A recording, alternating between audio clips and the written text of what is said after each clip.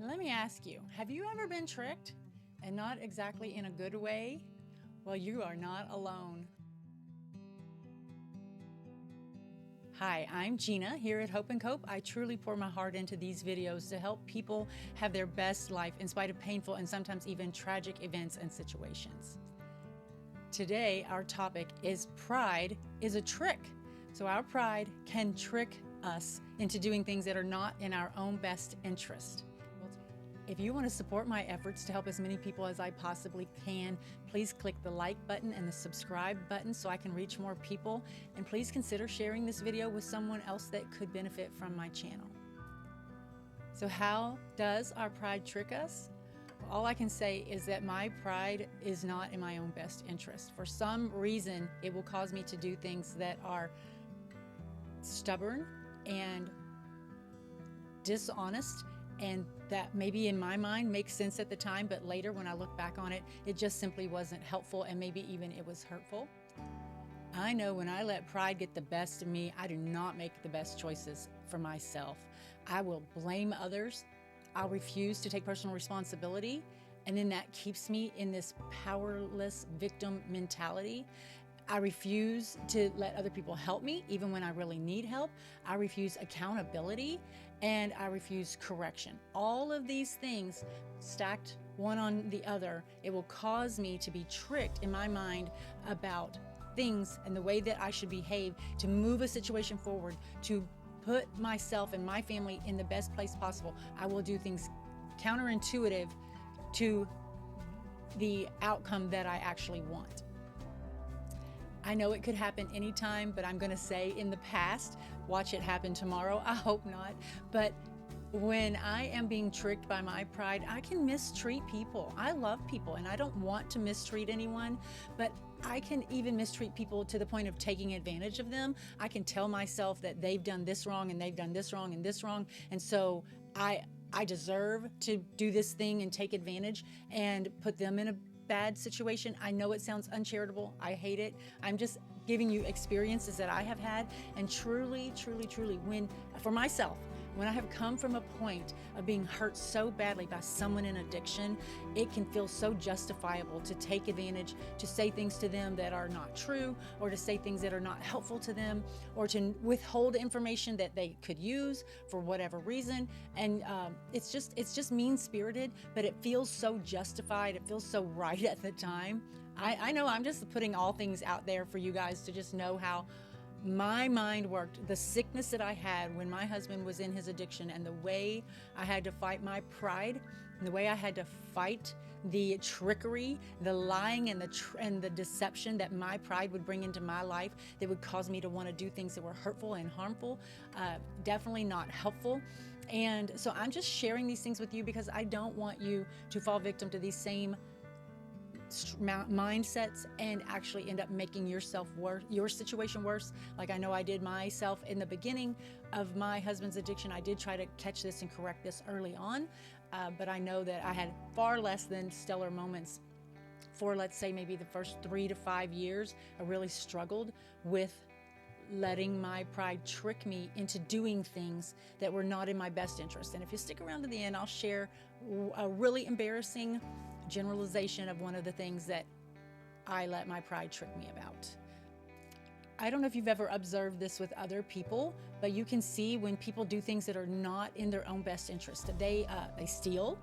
Maybe they're lying. It looks like they're going to get caught. Everybody knows that they're not acting in their own best interest, that they just keep moving forward. They've started something unethical and now they can't just correct it. They can't step back and say, you know, what I did yesterday was wrong, but I'm not going to continue to make this mistake. No, they will stick with it. That's that trick of the pride that says, I know I'm at a deficit, I know I'm losing, but I can turn the ship around and still win with my trickery. And it's just not true. Most of the time it's not true.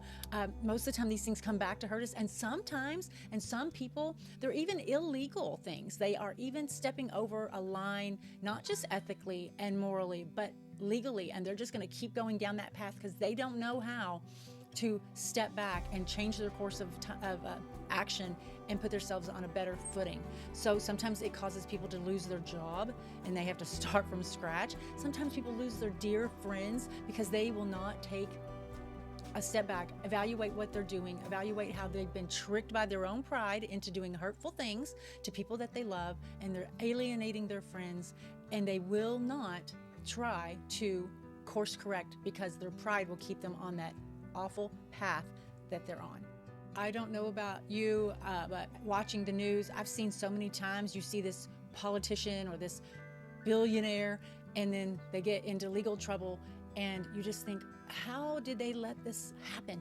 How did they let themselves be deceived by their own propaganda into thinking that they could just ride this wave all the way through, that at some point there wouldn't be someone that would see the error of their ways, see the corruption, or see the lying, or see the deception, or see the illegal behavior. But they just can't believe that they can't just control the whole situation. And so it brings their whole empire down, or their whole campaign down, or their whole life's career down. If you look for it, you look for it in the media when you watch the news, and see if you can't tell that it's someone's own pride that has caused them to end up going to jail, or losing their job, or losing their career, and losing their family. It happens all the time. So if it can happen to people with a lot to lose, with millions of dollars to lose, or their own freedom, if it can happen to them, honey, it can happen to us. We can let our pride trick us into doing things that maybe incrementally or daily, little bitty things that we are moving the pebble, one pebble at a time, over into the bucket that is going to end up sinking our situation, whether that's a relationship or a path to success. So don't be so prideful about it that you don't recognize that it could happen to you. I'm wondering, have you ever had a situation like this in your own life? Have you ever done things out of pride that actually made your own situation worse? I'd be interested to know. So I know I said at the end I would share one of the ways that early on in my husband's addiction, I let my pride trick me. It's not easy to share, and I'm not going to get into specifics, but when you start with addiction, and that person, my husband was an alcoholic anyway. My husband was a workaholic all of my marriage. And so I got little bitty bits of him throughout all the years, and it was just worth it because he was a great guy. He was very attentive when he was home. He was just as driven at home as far as his children and my relationship with him. So it was just worth it, even though he was gone so many hours a week, every week for work. But I got very little of my husband anyway, and so it was already a weakness of mine, being alone and a lack of attention that I needed.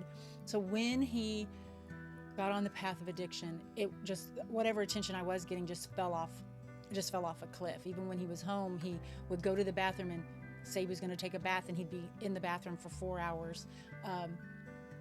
Or he would say he was going to take a nap, and then we'd go to the bedroom and just be disconnected for hours. And so different things like that. When he was home, he just wasn't giving me the attention I needed. And then, of course, because of the addiction, I felt very misused. I felt very abandoned.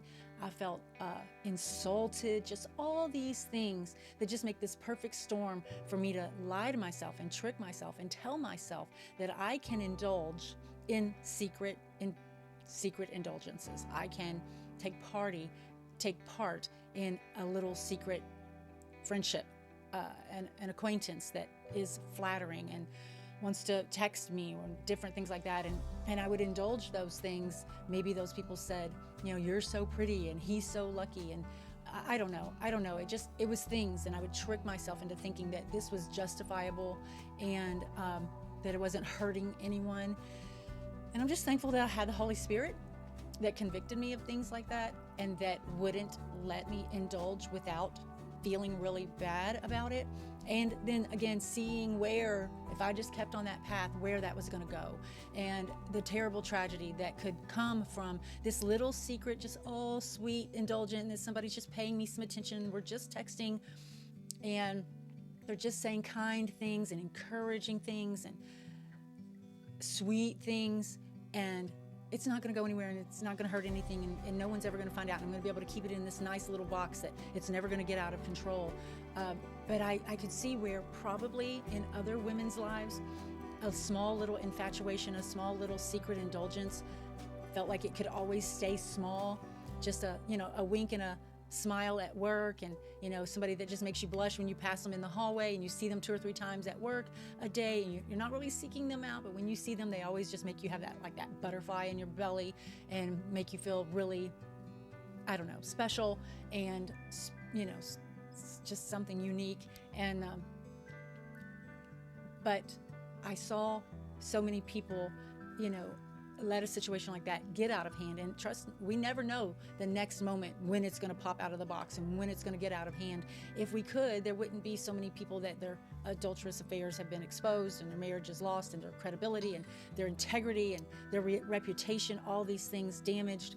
They would have never let that happen. They would have kept that pulled back, but they didn't. They missed the moment when they could pull it back. And so I just always had a healthy fear of that happening, and that I knew my children were in a devastated condition from their dad, and I didn't want to add to it.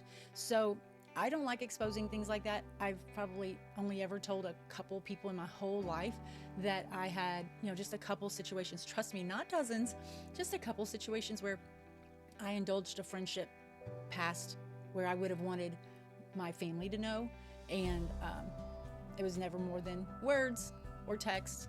It was never sex texting, anything like that, but it was still inappropriate.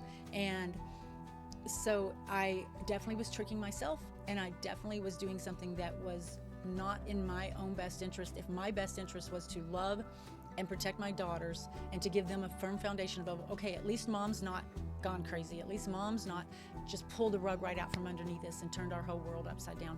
If that was my goal, which it was, then I knew that I had to quit having this sort of secret indulgence, because it was eventually going to come back and haunt me or bite me, kill me, destroy me, expose me, tear me down, a million things. So I say that because I want to help you to not have the same type of situations that feel so satisfying in the beginning, just so satisfying and so insignificant as far as you're not doing anything. I'm not doing anything. I'm not going on a date. I'm not meeting somebody for coffee. I'm not secretly going out. I'm not getting physical with anybody. But yet it is the beginning of a trick from the devil, from yourself, from your own foolish pride that says, hey, he's doing this to me. This is nothing compared to what he's doing. This is nothing compared to his crimes, high crimes and misdemeanors against me. I can have a friendship. This person that cares about me. This person that wants to talk to me. This person that texts me. So I'm just trying to tell you so that you won't make the same mistakes, and so you can salvage your relationships, whether they're with your children or your spouse, a sibling.